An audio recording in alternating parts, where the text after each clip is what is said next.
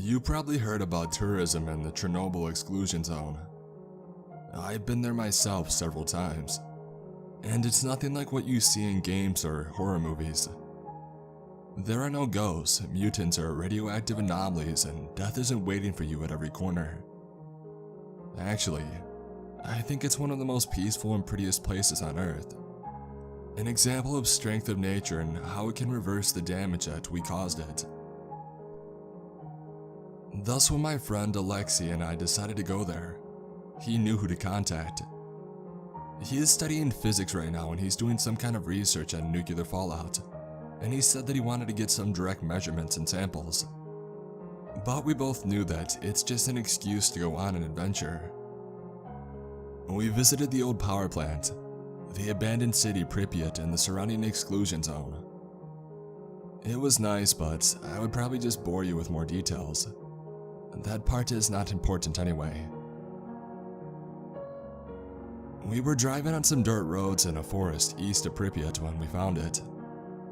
An old rusty fence and a chain gate that blocked any further passage. There was a big sign with a radiation hazard symbol and captioned, "Restricted area. Authorized personnel only." There was a pair of massive metal blast doors in the side of an artificially looking hill not too far from behind the fence, with a large white O-13 painted on it and no entry sprayed on top. "What do you think it is?" Alex said. "I don't know. It looks like some kind of bunker," I replied. "And it looks like it had been closed for some time," I added after taking a closer look at the doors. Both halves were welded shut in the center. Alex took his samples and readings, but we were too puzzled to leave just yet. "Do you think we can get in?"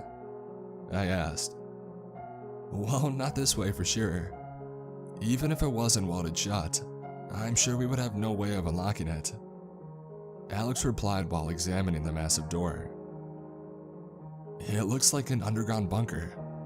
They must have had a way to pump air inside, and I don't think that this is it. There has to be another way to get in," I said. We circled the main entrance to try to find other means of entry.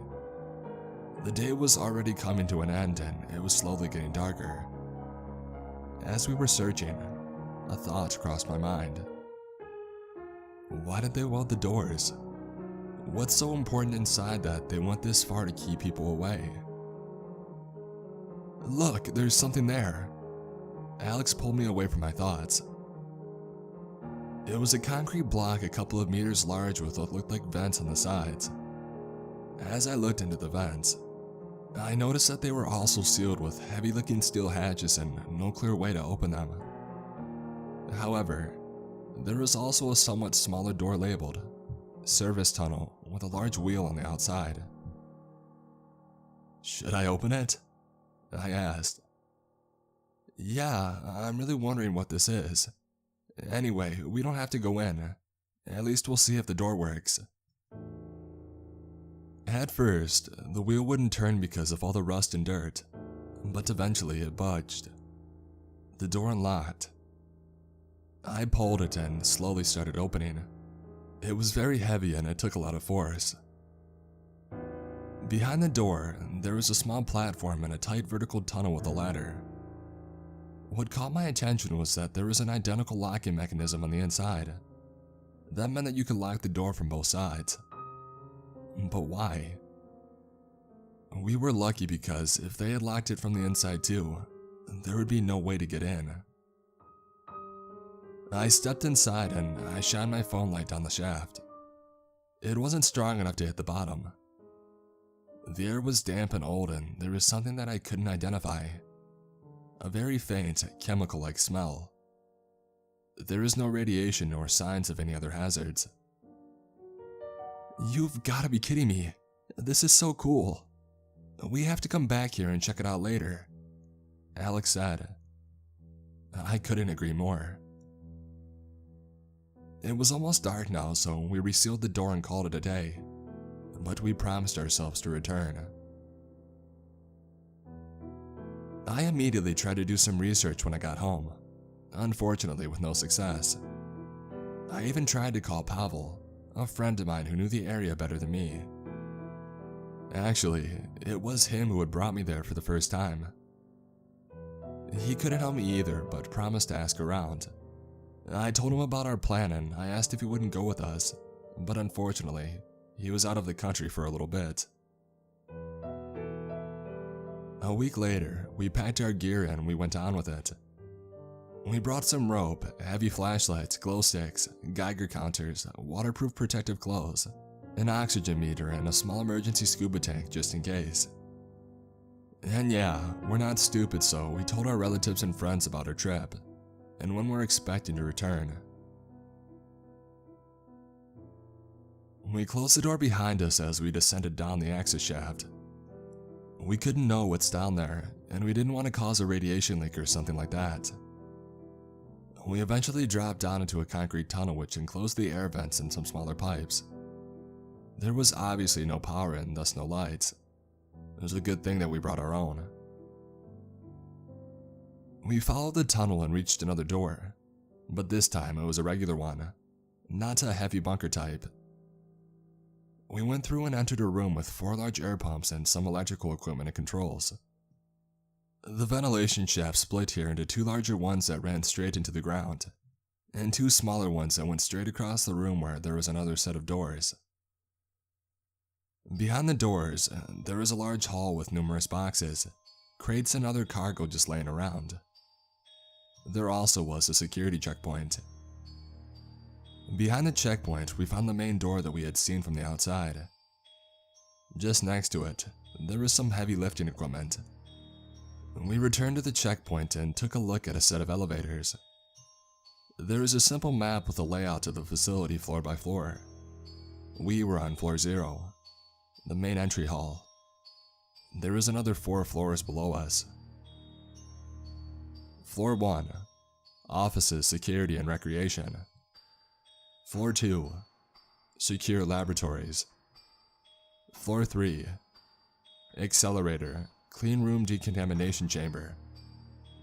Floor 4, experiment site. The map was titled Object 13. It wasn't a military bunker. This was a research site. We took a set of stairs since the elevators were no use without power. An unsettling thought brushed my mind as we were descending. They probably were moving some supplies and then left them there and took the equipment to the main floor. Were they trying to get out? I stepped on another stair step, but something that rolled away under my foot. I lost my balance and I fell on my back. My pack luckily absorbed the impact. I looked under my feet to see what had caused my fall. Empty bullet casings.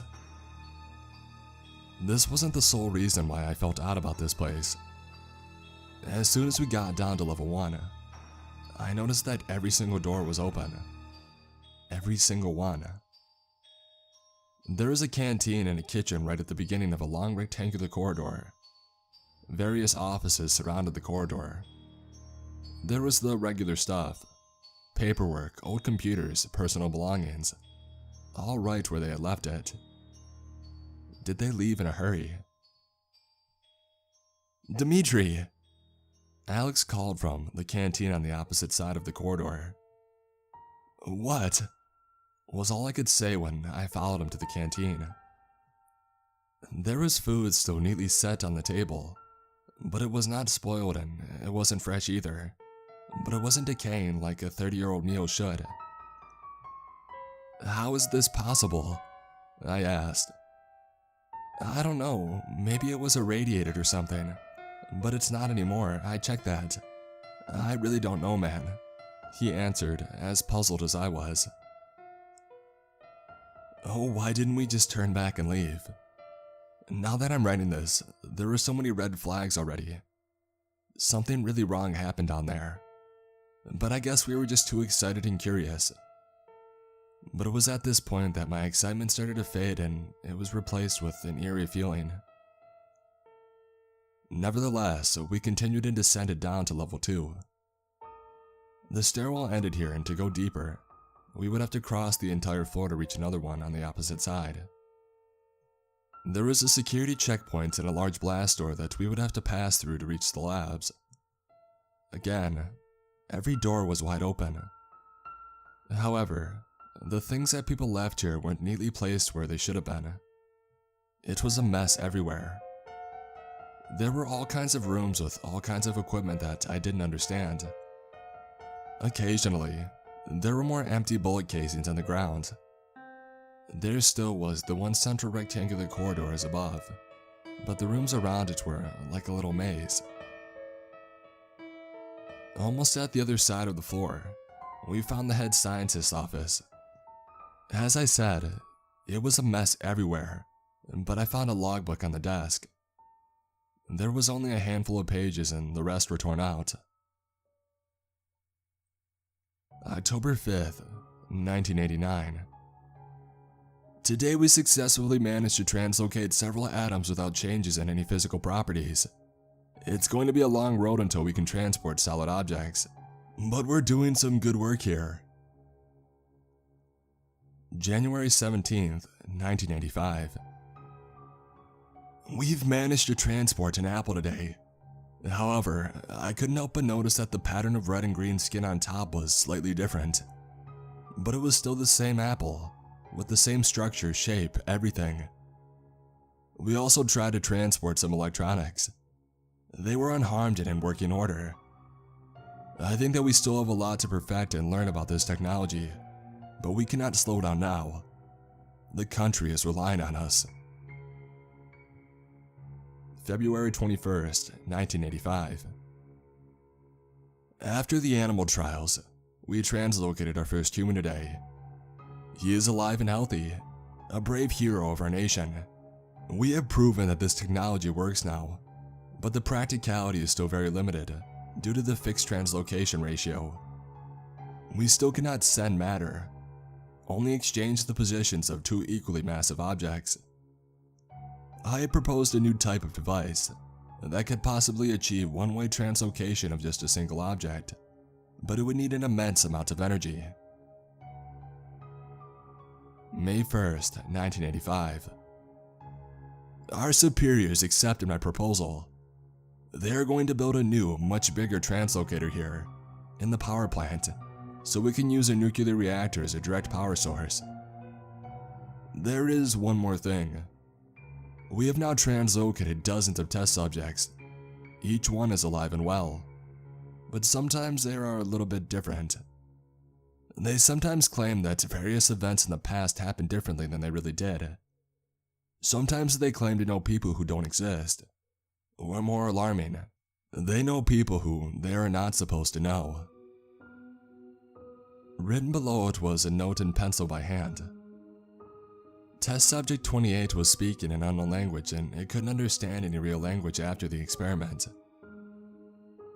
There was a lot of missing pages afterwards.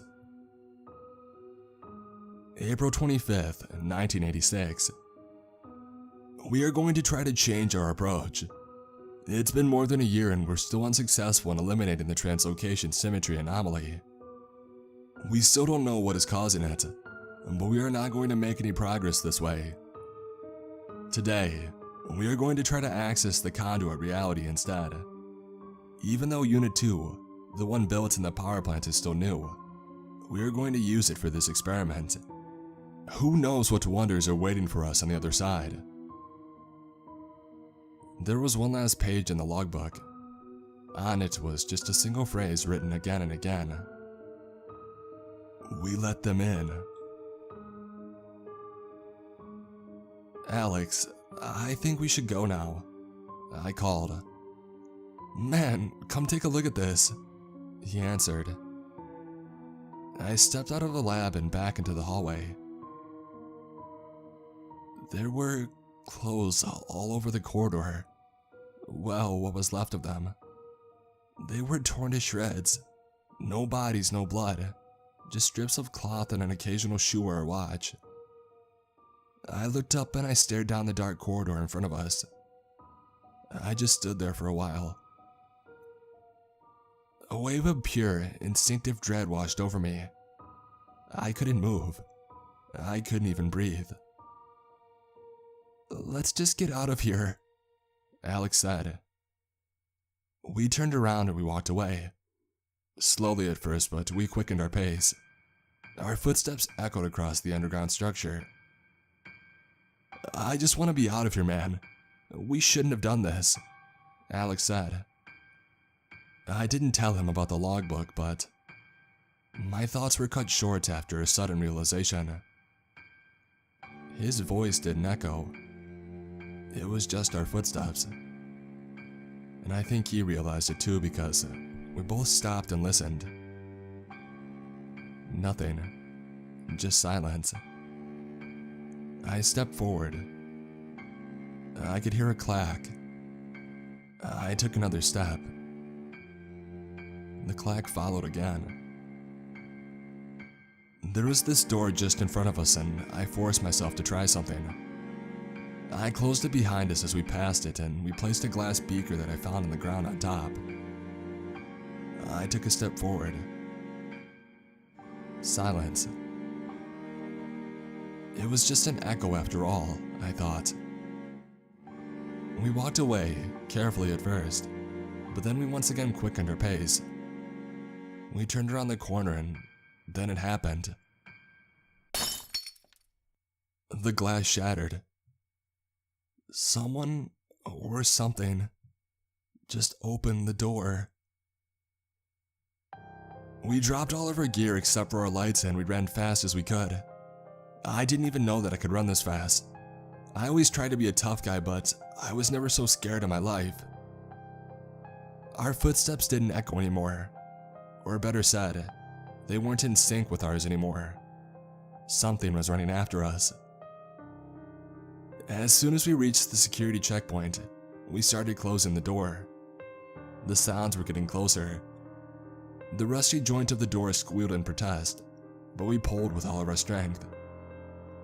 We almost had it closed when we heard a loud, guttural, and unnatural growl. The door slammed shut and I threw the wheel to the lock position. My heart was pounding so hard that it was all I could hear for a while. No, wait, it wasn't my heart. It was that thing pounding on the locked glass door. We were running again. We reached the stairwell and ran up, taking 2 or 3 steps at once. We finally reached the air pump room. The ascent had really exhausted us, and even though I was scared shitless, I felt like I would pass out if I took another step forward. And besides, we liked it down there. Alex sat down and leaned his back on one of the large vertical vents with a bang. But then there was another bang. And another. And I realized something. We liked it down there. But we forgot about the vents. Alex and I looked at each other. Our eyes met and then the vent burst and he was gone. I only heard him scream as he was dragged back down. I feel terrible for doing this, but I just ran. I climbed the service shaft and I locked the service door shut when I was finally out of this hell. As soon as I had phone service again, my phone started bleeping with loads and loads of missed calls and messages from Pavel. "Hey Dimitri, I found this guy and he says he knows what O-13 is. Please, pick up as soon as you can. He says that it's dangerous and you should stay out of it." "The guy is calling me now. He sounds serious. Please call me back at once." "I don't know what's going on, but he's going there. Please, I hope you guys get this before you go down. Stay safe, my friend." There was also one message from an unknown number. "Dimitri, this is Anatoly Morez. I know what you found and I'm on my way from Kiev now. Do not go down there. If you already did and you managed to get out, lock the door that you used to get in and make sure that it stays locked. I will try to call you when I'm here." So here I am, writing this while I wait. I do this to make sure that nobody else repeats our mistake, since I don't know if I'll live long to tell anybody personally. I just can't leave Alex behind. I have to go back.